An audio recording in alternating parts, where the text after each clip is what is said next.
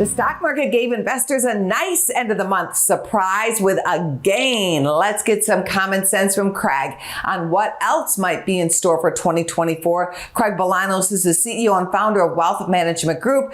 Craig, the old Wall Street saying is, as goes January, so goes the year. What can you tell us? Well, I gotta say, the back half of January certainly helped the major indexes close out the month with a gain, 1.6%. You know what? Similar to where we left off in 2023, it was just a handful of mega cap tech names that did the lifting in the month of January. In fact, a lot of people might be surprised to know that just 3 companies contributed to more than 80% of the January gain in the S&P.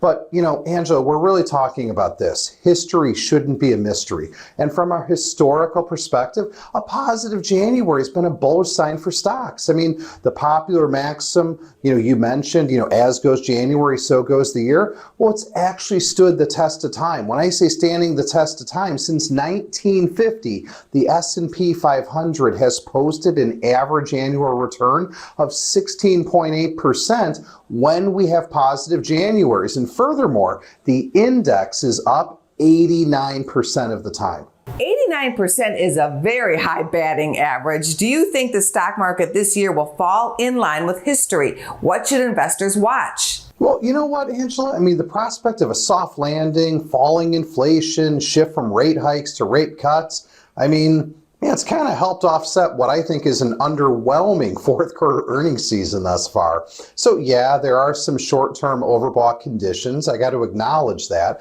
But the technical backdrop of this broader market does appear to remain bullish. And that's further supported by that positive January, suggesting the path of least resistance for stocks is probably going to be higher. Now, to put this in perspective, we at the Wealth Management Group, I'm not looking for a 16% rate of return in the S&P 500. I just don't think earnings can get there in 2024. But if we can print $235 of earnings per share on the S&P 500 composite, then there's room for stock prices to advance in the strong single digits this year. But there's so much riding on something.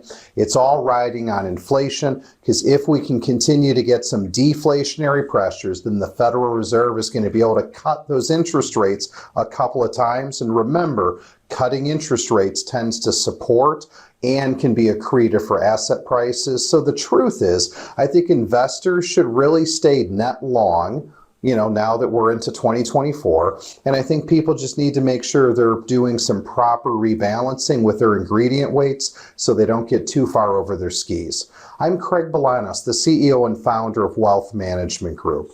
If you want some help getting retired, staying retired, because you don't want to just survive retirement, you want to thrive in retirement, well then check out our website, investwithwmg.com. Go to businessfirstam.com for where to see our show on TV.